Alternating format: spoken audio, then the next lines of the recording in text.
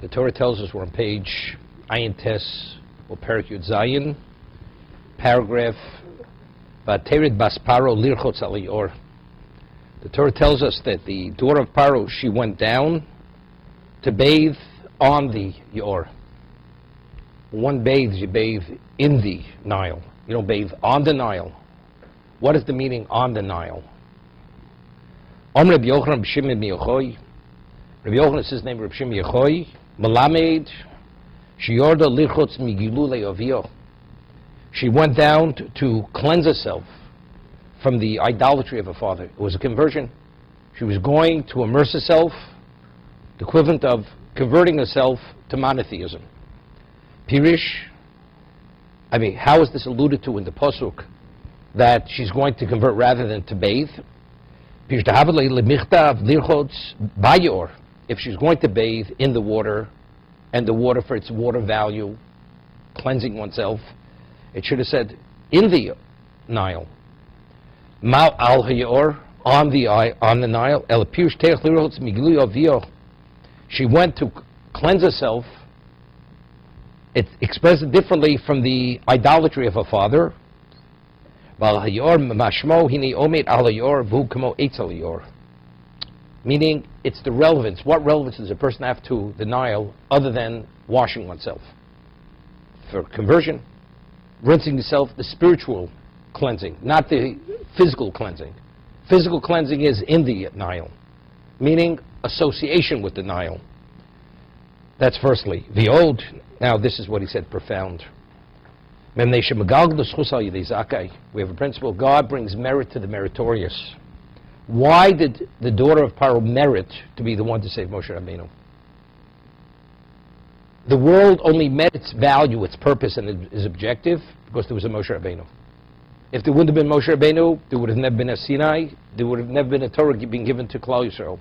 See, the objective of existence and the purpose of creation. Who facilitated that? Bas Paro. Why did she have such a merit? To facilitate that.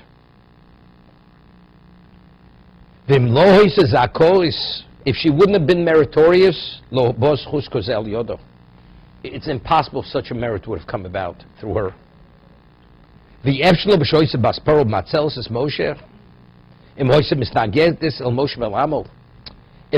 what is Moshe? Moshe is the ultimate of godliness. If she is a pagan, which is the antithesis of truth, how could she be the one, something which is the antithesis of what Moshe is, to be the one to bring that about? Evidently, she's in line with what Moshe is.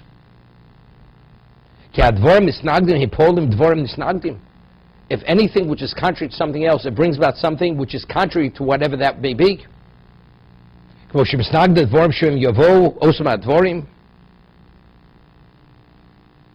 If you have fire and water, either the water extinguishes the fire, or the fire causes the water to what? To evaporate, one or the other. Why? Because they're contrary forces. So idolatry, which is the most extreme level of falsehood, and Torah and Moshe represents truth. How could one engage with the other to secure the other?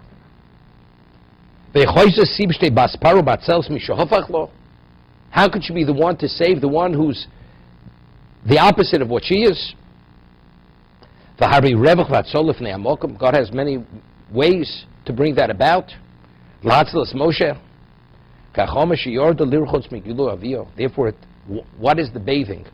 Why, right after that moment, did she have the merit to save Moshe? Because what was the value and the purpose of that immersion?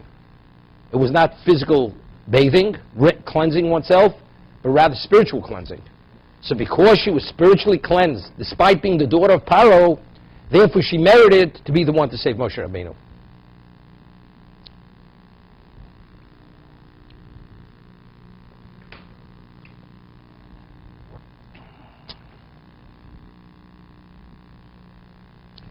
I have a little bit of difficulty with this. We find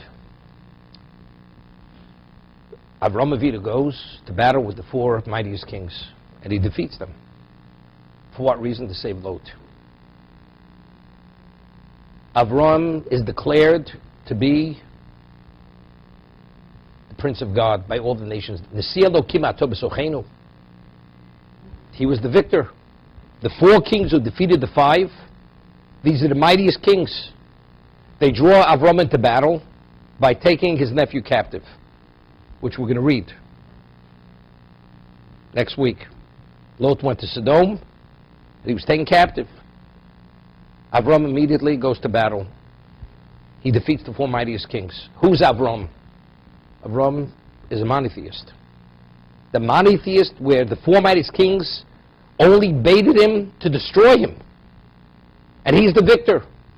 He's declared by all the nations of the world, Nasi Elokim, you're the Prince of God. This is the ultimate Kiddush Hashem. Now, what facilitated, what brought about that Kiddush Hashem? Torah says, Vayova Apolit. Og, the giant, fled from the battle. And he comes to tell Avram, by the way, you know, your nephew was taken captive. What was Og's intent when he came to tell Avram that his nephew was taken captive? That Avram should be killed in battle, and he should take Sarah as his wife. This is a sinister intent. So what level of Kiddush Hashem came about as a result of Og's informing Avram that his nephew was taken captive? Although he was evil, he was sinister, and his intent was sinister. The ultimate Kiddush Hashem. So what precipitated the Chil Hashem, the Kiddush Hashem?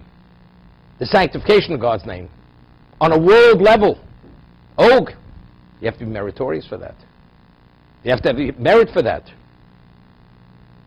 So according to what we're saying the only reason why we were interpreting that, why was she able to save Moshe, which is the ultimate, but she's an idolater.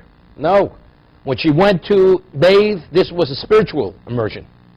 Therefore, because she rejected idolatry, although she's the daughter of Paro, this is the ultimate merit. Therefore, she merited the next level of merit, to be the one to save Moshe Rabbeinu, because it couldn't have been otherwise. And Og precipitated this Kiddush Hashem by informing Avram that his nephew was taken captive, and that's how the victory came about. Otherwise, he wouldn't have known about it, or he would have found out differently. Why was he the one? That's my question. You appreciate the question? Right? It's a question. So we have to make a differentiation. Here, you're saving Moshe himself. Moshe is the one who will receive the Torah at Sinai.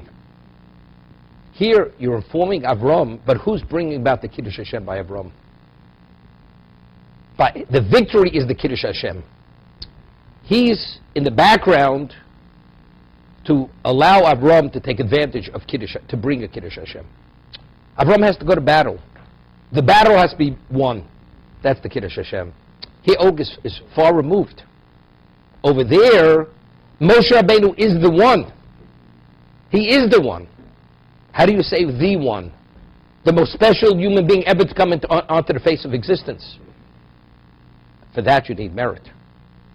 That's M'gognos Chus al Zakai. So therefore we have to say, so what was the vow? What was her chus? What made her so meritorious? The answer is because when she went to bathe, this was not a physical cleansing, but this was a spiritual cleansing. She went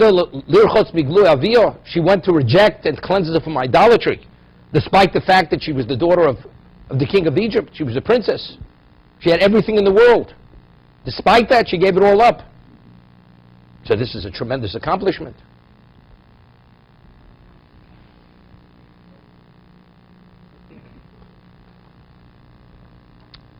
But I think another approach. Now, because he accommodated Avram Avinu, although his intent was worse than Shlo D'Shmo. He had a sinister intent. It wasn't for self-advantage. It was sinister. He wanted Avram to be killed, but factually he merited to live hundreds of years. He lived until the Jews were about to enter into Eretz Yisrael. He was the giant who Moshe Rabbeinu killed. And when Moshe went to battle against Og, Hashem says, don't be fearful of him. Don't be fearful of Og. So Rashi cites the Chazal. a man who splits the sea, who takes the Jews out of Egypt, he should be afraid of a giant. So Chazal tells he wasn't afraid of the giant. He was concerned that maybe the merit that he had from forming Avram, the merit was still in place. That's what he was afraid of. Hashem says the merit is exhausted, totally depleted. You could destroy him. If that's the case, he goes and destroys him. What happened when Avram destroyed Og? That was the true Kiddush Hashem. So therefore, this was the precursor to the ultimate. Og was the one to have merit to inform Avram, not to then. This was a temporary situation. Compared to what was in the offing, this was a flicker. This is a flicker. There was Kiddush Hashem, because Avram was pronounced by the world as the Si Elokim. Relative to ultimately what this is going to bring about, this is nothing. This is like dawn compared to noon, high noon, when the sun is shining at its brightest moment. That's what it is. What happened when Moshe Rabbeinu killed Og? It says the whole world feared Moshe Rabbeinu. You know what Moshe Rabbeinu was? You know what it means? The world should revere and fear Moshe Rabbeinu. That Moshe Rabbeinu's renown went out to the whole world. It's a whole different level. Therefore, but why did God allow him to live that long so he himself should gain such renown in the world to be killed? Because he accommodated Avram. So, when you look at it in the small frame of time, it looks like the ultimate. But this is not the ultimate. There's a lot waiting to happen. You know, it's like, there's a question. It says that we have to speak about Mitzrayim. Kol Yimei Chayecho. Say in the Agora, it's a mission in Baruchos. Do we have an obligation to recall Yitzis Mitzrayim, to speak about the redemption of Egypt during the day and at night? Or it's only during the day and not at nighttime? And what it means, Kol Yimei Chayecho, means even after the coming of Mashiach, even then, we're going to speak about the miracles of Egypt. Well, why shouldn't we speak of the miracles of Egypt? The reason is because the miracles that are going to take place at the time of Mashiach are going to so overshadow the miracles of Egypt, they're going to be seen as ordinary. The Torah says, nevertheless, despite that, you're still going to mention Yitzis Mitzrayim. That's the Kol Yimei Chayecho. And the Gemara says, what is it analogous to? Analogous to a person, he's traveling, and he's confronted with a python, with a viper, and he kills the viper, and he saves his life, which is semi-miraculous. So as he's traveling, tells everybody about the miracle, how he was confronted with a python, a viper, and he killed the viper. Goes a little further, he meets up with a lion, and somehow he kills the lion, miraculously. Does he talk about killing the python any longer? Now he talks about the lion. Now he meets a Kodiak grizzly bear. And you know something? And somehow the thing is towering over him. And he kills the grizzly bear. He doesn't even talk about the lion anymore. He talks about the grizzly bear. The miracles of Yemos HaMashiach will be, we can't even fathom what those miracles are going to be. Kriyas Yam Suf will be considered like a daily event. So who's going to talk about Kriyas? Hashem says, Kol Yimei Chayecho. Nevertheless, you still talk about it. The Kiddush Hashem that was facilitated through Og at time Avram was nothing. That's like dawn. Moshe Rabbeinu, that's high noon. Therefore, even though he's not a Zakai, Og at the time doesn't make a difference. Of course, in terms of the ultimate, this is ordinary. It's profound, this.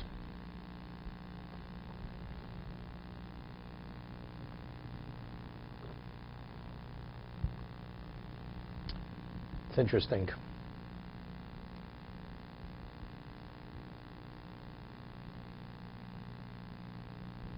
I'm not going to mention names purposely, even though the person himself said it about himself. There were two Jews who were in England during World War II, and there was a yeshiva in London.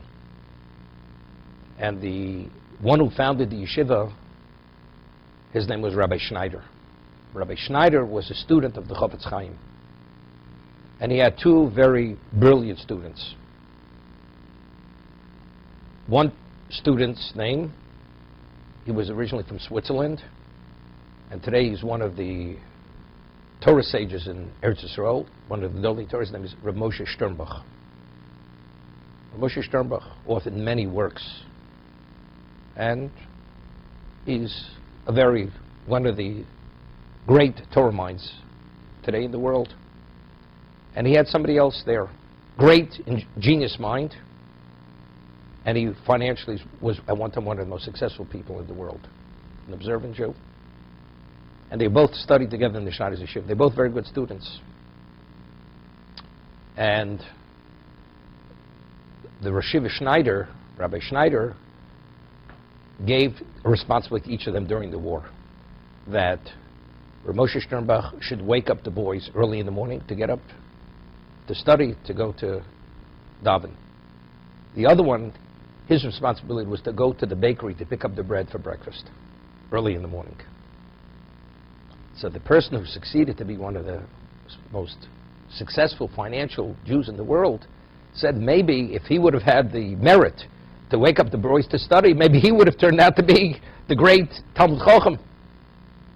But because he was given the response to go to the bakery to get bread, he merited to be the financial person. You understand? He put it in this context. The man who succeeded to be one of the wealthiest men in the world.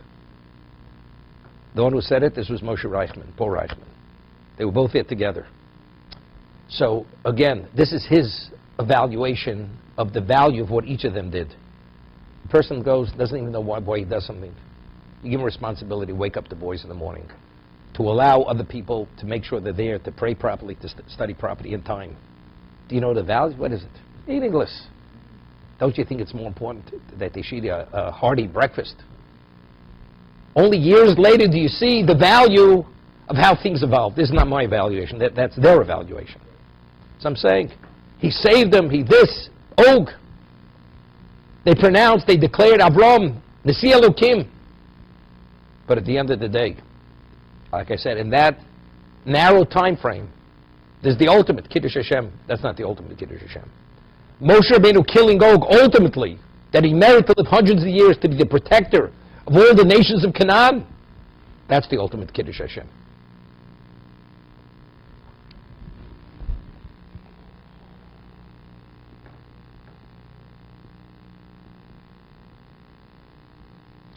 Vuxlam Od.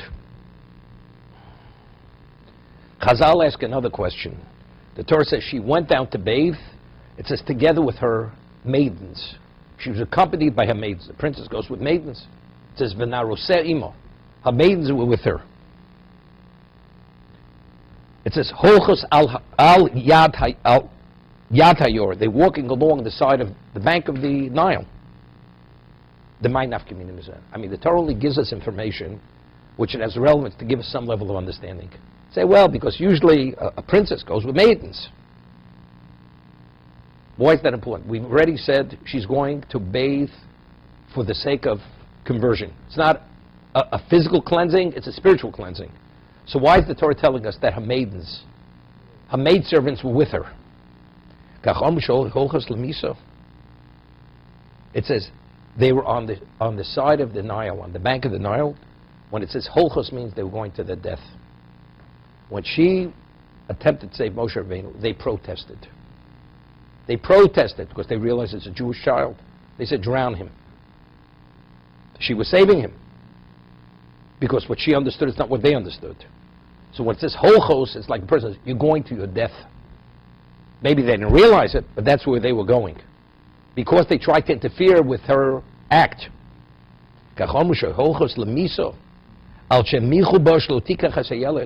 They protested what she was doing. Don't take the child, let the child drown. The fisholech b'derech koloretz. Person, you're going the way of the land. Min olam. No, nobody leaves this. Nobody remains here forever. Everybody's on a journey. The question is, when is checkout time? That's it.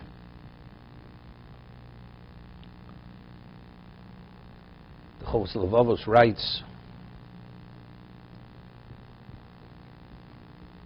that a person, to live responsibly, you have to see yourself like a stranger in the land. A person comes to a country, and he's a foreigner. He has no rights in the country, and there's a very benevolent king, kind king. And he says to the stranger, as long as you're in my country, you'll be treated well. We will do whatever we can to help you. But there are a number of conditions. Firstly, you have to abide by the laws of the land. And if you do, you'll be treated very well. You'll be given all the rights, all the protection, and you'll be maintained. But if not, you'll be prosecuted very seriously. Secondly, I will allow you to be here as long as I choose to allow you. You will not be aware of the time when your exit time will be. So every moment you're here, you always have to be ready to go whenever you're told to go. That's what the king tells this man. So if the man lives according to the dictate of the king, he always behaves himself, and he always provides for himself provisions that if he's told to go, to leave, he has provisions to leave, even though then he will be in a position when nobody's providing any longer. Then he has to be a self-provider. So the Chovos Levavos says, in the world, we're strangers. We behave ourselves, Hashem provides.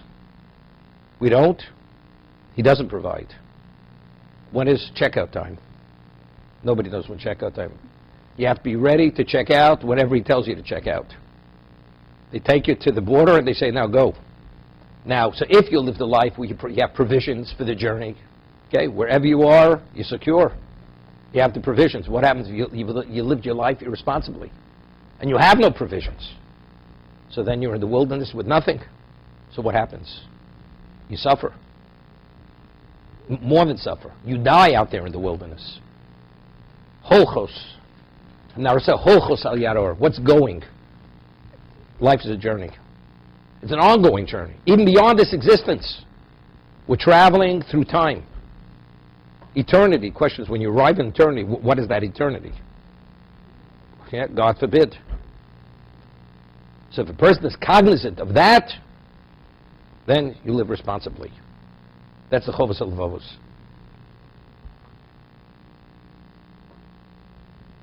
Rabbi Wein, he has a certain tape series, history tape series. So he writes, he says on one of the tapes, he was a Rav in Miami Beach in the 70s, early 70s, mid-60s. So the Bonvitcher Rav, Zichron Livrocha, Rav Yosef Kahneman, Zechat Tzaddik Livrocha, was a phenomenal fundraiser. Being a super genius, Torah sage, but he was a phenomenal fundraiser. He built Ponovich in Bnei Brak, and he was a Rav of Ponovich in Europe. And he had phenomenal managerial skills and fundraising skills. And he already was an older man. He was a man in his upper 70s, early 80s, before he became not well. He was in his upper 70s. And Rabbi Wein helped, as being a Rav in Miami Beach, helped him raise money. Took him to people, would drive him around, and Miami, and this was the summertime. In the summer it gets very hot. And so he says to the Bonvitcher Rav, he says, you know, Rabbi, the afternoon is the hottest time of the day. Why don't you take a nap in the afternoon, rest up, because it's the hottest time. We'll go out at night when it gets cooler.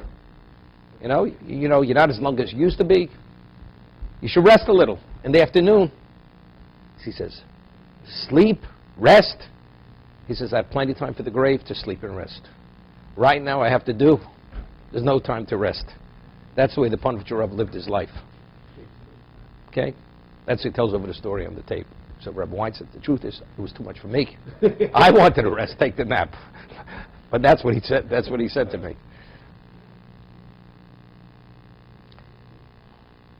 It's like people say to the rabbi, Rabbi, I think we should take off now. You know, we need a vacation.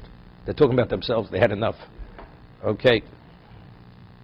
V'yesh remez. The Torah alludes to the fact that over here, when it says holchos, it means to the death. Why? Holchos, there's usually a vav between the chaf and the tuf. Holchos, the vav is deleted. Why does the Torah delete the vav? Because this going is a going which is it's not something positive. It's a negative going. It's a deficient going. Yeshremes ki holchos, chosek ksiv halachto. What is without the vav? B'gematria misa. Without the vav, the numerical value of holchos is the same numerical value as misa's death. Phenomenal. The yiresh or inyan zeh misa elyona. When we speak death, we're speaking about not necessarily physical death, spiritual death. Ki nistalik mehem koach u'mazolim legamri. Zeh misa elyona v'shuv lo michel. Meaning, he says, interesting. It doesn't mean necessarily they died. They protested. Why did they protest? Because they were opposed to what was that she should save a Jewish child. The Gemara says that every human being has a mazel. Everybody is born under a star. An animal does not have a mazel. So therefore, when an animal, let's say an animal is injured, serious injury, it won't recover because it has no mazel. It's purely physical. A human being, even though it seems to be he may not recover, he could recover. Because the mazel that he has, his under the star that he's born, despite his physical condition, because he has that angel, so-called, looking over him, it's possible he could recover. A person has a mazel, an animal does not have a mazel, any other living creature. So when it says the mazel, it's as if the mazel died. Once the mazel was incapacitated, they kept silent. It was the mazel which is the representation of the people, of the maidservants. Why is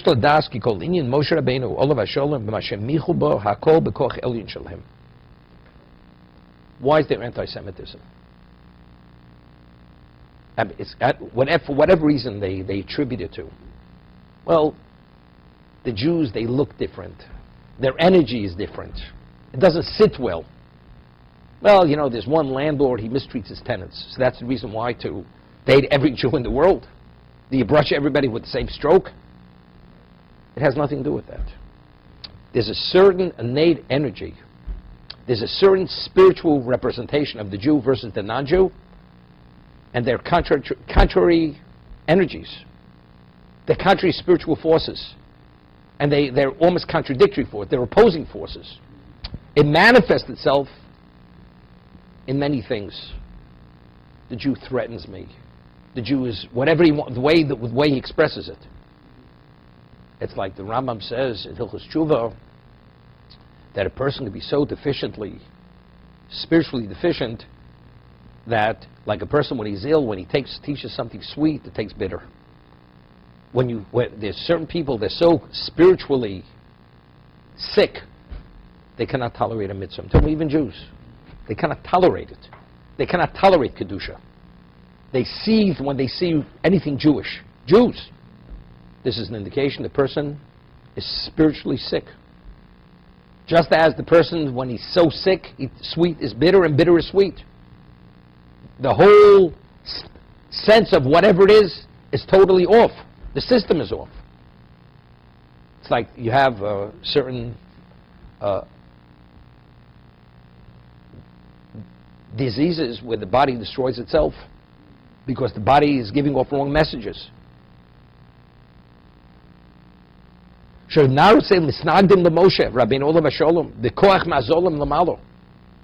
maidservants, in terms of what they represent, their mazel was opposed to what Moshe Rabbeinu stood for.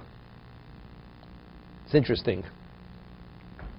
The Gemara says in Megillah that tells over a story that Daniel was with Hanan, Mishael, and Azariah.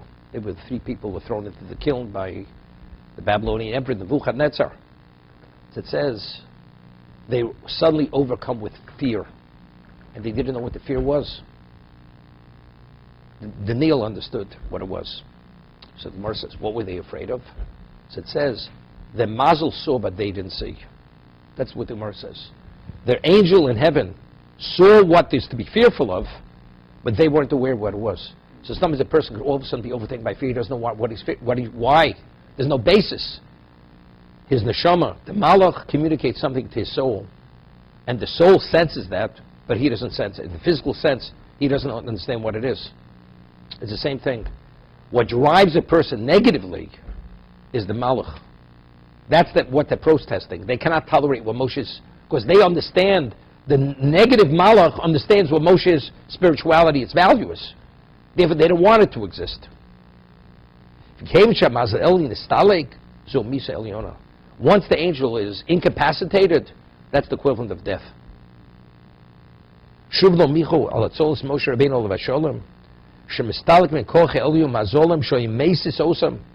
The mazel was pushing them.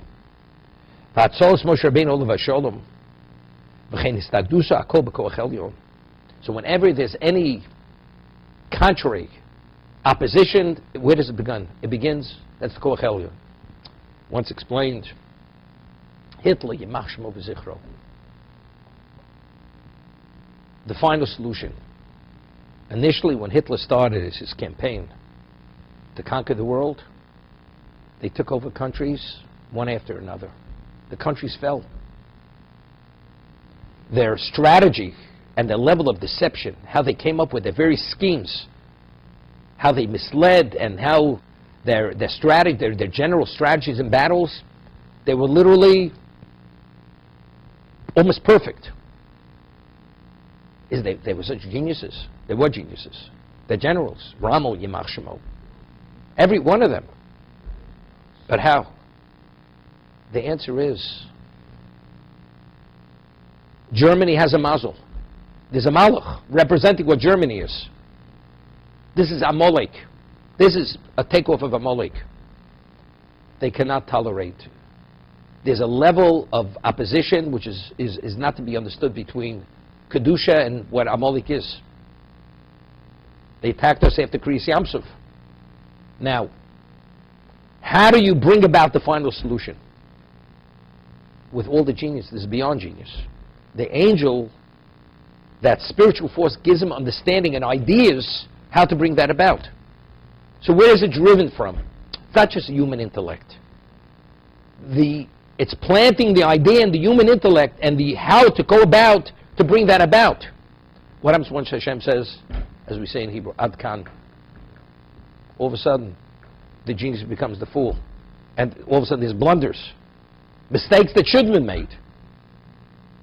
There's communications where if they would have followed the communication, they would have had victory, but for some reason, they didn't follow the communication. And that's why they lost that battle. But why? Doesn't make sense. Doesn't have to make sense. Because HaKadosh Baruch Hu incapacitated the malach, the mazel. The moment the mazel is incapacitated, it's over. And that's they lose the battle. So because HaKadosh Baruch Hu had rachmanis on Klal Yisrael, 6 million, Hashem said, Ad Kan, no more. Now it's time to destroy them. And that's why they lost the war. But they didn't lose. I mean, Amalek is still here. They still rear their heads. And we still have a taste of that anti-Semitism. But in terms of Germany in its height of power, they were incapacitated because the Malach was incapacitated. Because that's the reason why it's not explicit. It's not explicit. It says they died. It's alluded to they died. As we said, Lech, Holchos, numerically without the Vav is Misa. We're not talking about physical death. This has to do with the spiritual entity which is behind the human being. There's a Medrash. The Medrash says that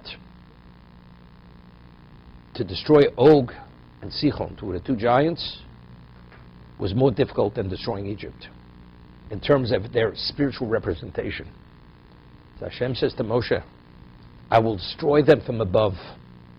And when they are destroyed from above, they will be destroyed from below. Then you will be able to destroy them. Meaning, they have an archangel. Every nation has an archangel. Once the archangel is destroyed, is incapacitated, then the nation, it's the end of the people. There's no longer Emori. Emori comes to an end. Bashan comes to an end. And that's when they were totally annihilated. There's no zecher, there's no remnant or trace of those civilizations any longer. The height of Babylon, Bavel. Bavel went to the dustbins of history. Where are they? Because the angel of Bavel is gone. That spiritual entity is gone.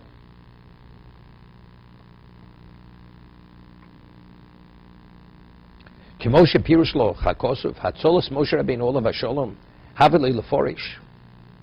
He said something that they wanted to kill him, to destroy him. It should be more explicit in the pasuk. Shanaris Hochlus Lemiso, because they wanted to destroy him, they were put to death. Why doesn't it say it? He says because the death we're talking about is not physical death. It's not physical death. Shlohoyzen Nes Befursam. It wasn't a public miracle.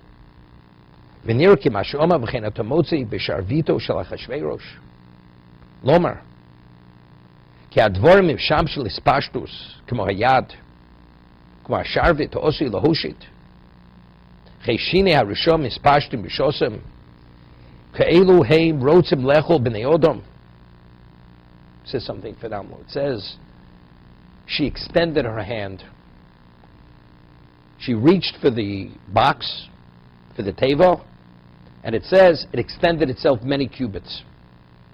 Well, a miracle happened. What does it mean? Now, what is the function of a hand? To extend itself and the capacity to take. Anything that's within the context of the function of whatever it may be, it's less miraculous. Drawing water from a stone, what relevance does water have to a stone? That's the ultimate level of miracle. Splitting a sea doesn't split. But an ability to extend an ability, that's less miraculous. A hand is made to extend and to retrieve. But it's beyond your reach. What about a person would have a 15-foot hand? You'd be able to reach it and retrieve it. Hamsby's hand is a lot shorter than that. So the miracle is within the capacity of the function of a hand. Therefore, it's less miraculous. So when it says she extended her hand, the hand, it's within the capacity to extend itself. It says that when Esther came before Achashverosh, he extended his scepter. And the extending of the scepter was an indication giving her permission to approach the throne. Because she was concerned that even she could be put to death. So the Gemara tells us in Megillah, when he extended the scepter extended itself that she was able to touch the head of the scepter. Although Esther was many feet away from the throne. Again, what is the value of scepter? It extends it. It could extend itself. That's what he's referring to over here. Something which functions in terms of to extend itself, k'mo hayad, the hand, hashavit, ha'osei lahoshit. What is the scepter? It's meant to extend. Cheshine rushoim. Now, Og wanted to destroy us. How was Og destroyed? So the Gemara tells us in Brachos, the camp of Israel was 12 miles by 12 miles. That was the extent of the camp, Machne Yisrael. So it says, he uprooted a mountain that was 12 miles by 12 miles. Okay? And so how do you carry such a mountain? He lifted it up above his head. Now how do you carry such a mountain? It's pretty heavy. 12 mile by 12 mile mountain. So he put it on his head, and he rested it on his head to ease the weight. So he's holding on with his hands, and he's resting this mountain 12 miles on his head. What does Hashem do? He sends ants who begin eating away at the mountain exactly at the location, around the location where his head is supporting the mountain. So what happens if all the area around his head becomes weak? His head goes into the mountain. So now he has that mountain wedged on his shoulders with his head in the mountain. He tries to pull it out, pull off the head. What does Hashem cause? His teeth, like spikes, grow into the mountain. So now the mountain, he can't pull the mountain off his head. He falls. This is when Moshe kills him. So it's based on a pasuk in Tehillim. The Torah, David HaMelech says, Shinei Rishoim Shibarto. You've smashed the teeth of the evil. So the Gemara says it should not be read, you've smashed the teeth of the evil. Shini Rishoim Shibarto. Shini Rishoim Rivavto, from Rov. You extended the teeth. Now what exactly are teeth. What do they function? To bite into. His teeth were bit into the mountain, except rather than going vertically, they went out. They extended out, and that's how the mountain was wedged on his head, that he couldn't have pulled the mountain off his head. This is how this brought about his ultimate death. Okay, that's what he's referring to. What did he want to do? He wanted to devour the Jewish people by dropping the mountain on them.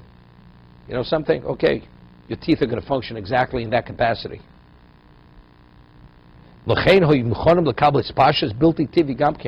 Therefore, they can extend themselves in an unnatural way.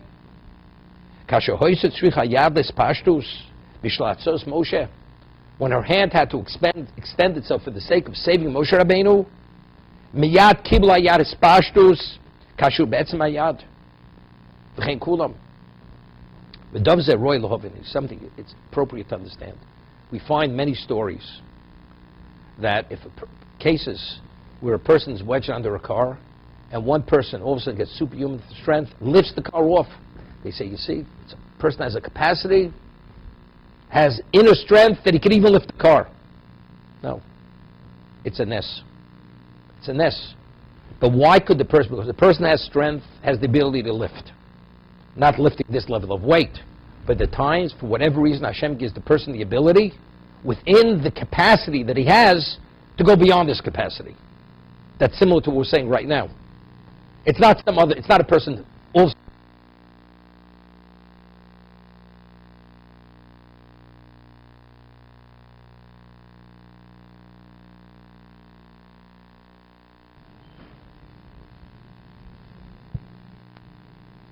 Of course, the way it's interpreted, it's mind over matter, it's this, it's adrenaline, it's ness, it is ness.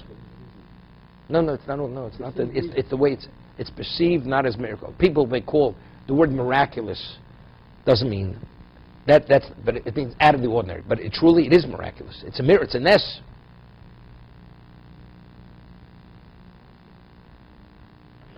It's like people say, you know, how could he make so much money in such a short period? It's miraculous. That's not miraculous. He made the money, he made the right decisions. But how could you make so many right decisions to make so much money with such? It's miraculous. That's because it's out of the ordinary. But here, this is supernatural. And truly, it's supernatural. It may not be perceived as that, but it is.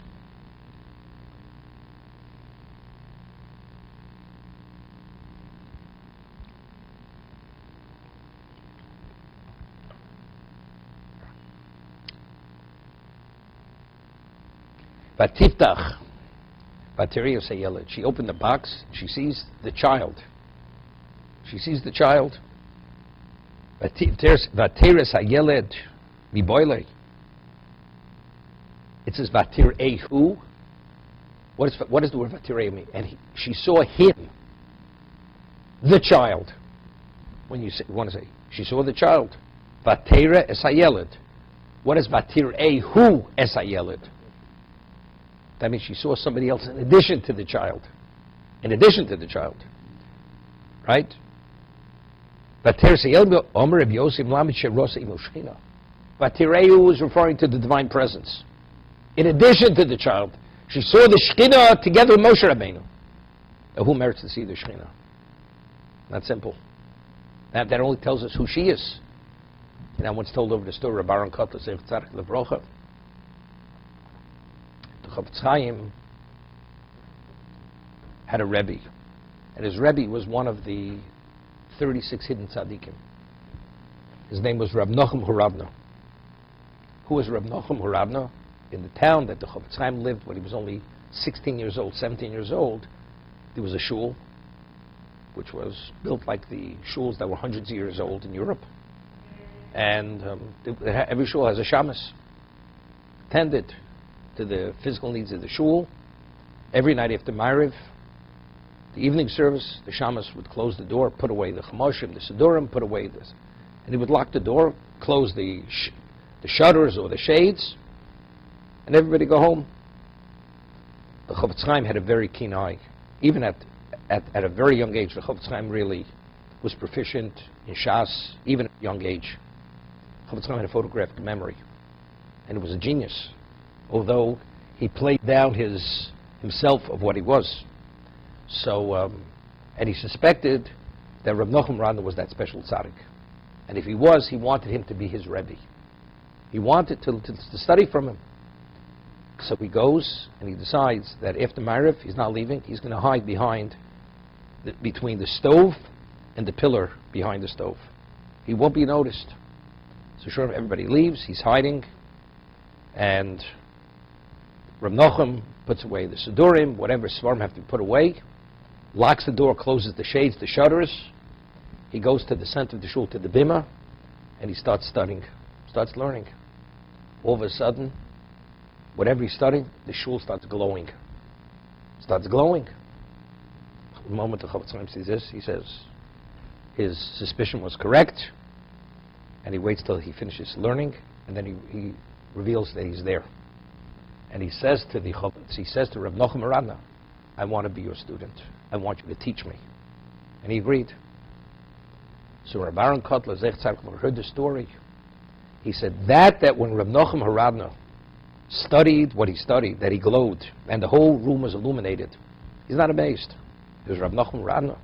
But that the Chofetz Chaim, at the age of 16, was privy to see that glow, that tells you the Chofetz Chaim was.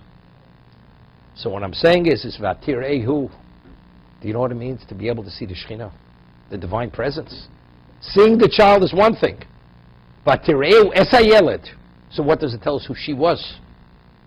If she was sufficiently meritorious, Megal L'Schus Al Yizakai, to save the person who meet the objective of existence, which is Kabbalah Torah, and there should be a Klal Yisrael.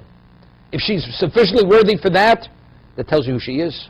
This Bas Paro, being the princess of the most advanced civilization, paganistic civilization, she should convert to monotheism. It's unheard of. But she went to bathe. For that, she merits to be able to witness, to see the Shekhinah. We're going to read by the Akedah, right? It says, Avram went to the Akedah with Yitzhak and Shnei Nor Vimo, with his two lads, Eliezer, Eved Avram, with Yishmael. They come, and Avram sees a cloud over a mountain, over Har Moriah, and he understands that's the place. So he says to Eliezer, do you see anything over the mountain? He says he sees nothing. He asks Yishmael, do you see anything? Yishmael says he sees nothing. He says to Yitzhak, do you see something? He says yes. He says, okay, we're going ourselves. I mean, is the cloud there or is it not? Is the cloud not there? The answer is, we're not talking about just a physical cloud. Something spiritual. You have to have witnessed that to see that. So a person can have Giloy Elio at a Seder. One person sees him, another person doesn't see the person. You have to, but how could one person see some, another person can't? Within the physical realm, it's based on your vision, you see or you don't see. In the spiritual realm, it's what spiritual capacity is. It's a whole different dimension of reality. For her, Vatireu, that Bas Paro should be able to see the Shekhinah with Moshe Rabbeinu. What does it tell us about Bas Paro? And there's no mention of her. She sees Moshe, we don't talk about her any longer. Later, she converted. She converted then, she left Egypt, she left Mitzrayim with the Jews.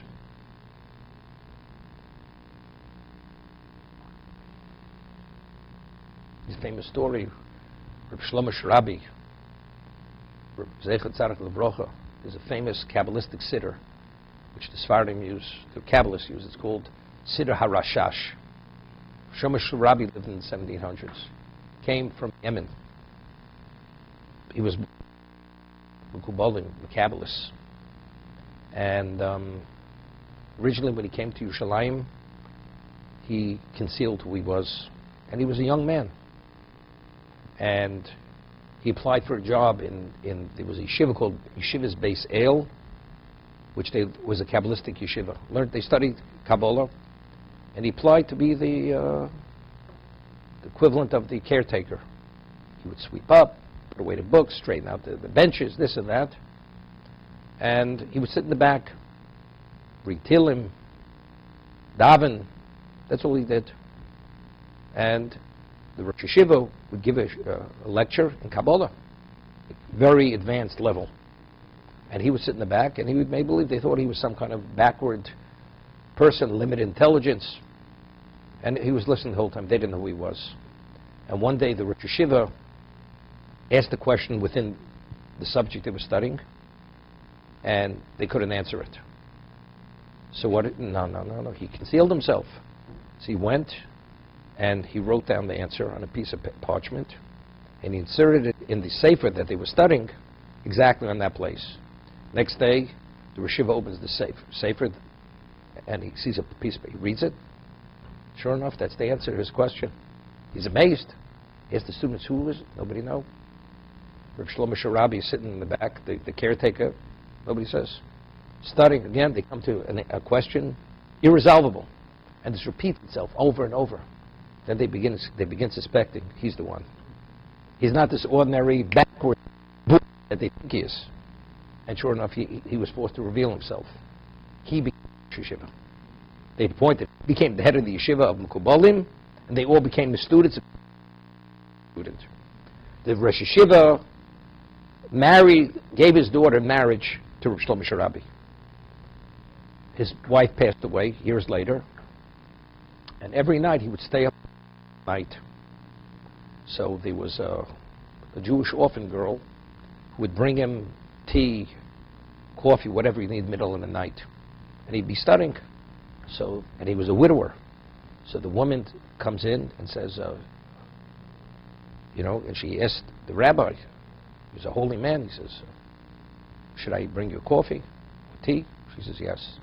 He says, should I bring you one for your study partner also? So the moment she said that, he understood she's not an ordinary woman, because he used to study with Eliyahu Navi every night. If she was privy to see that, he married her. But she was like a maidservant in the house, doesn't make a difference. If she was privy to that, he married her. So I'm saying, to be able to see the Shechina Vatireu as a Yeled, it's amazing. For us to have an understanding of who Bas Paro was, Paro's daughter. First of all, to have the merit to be able to save him. To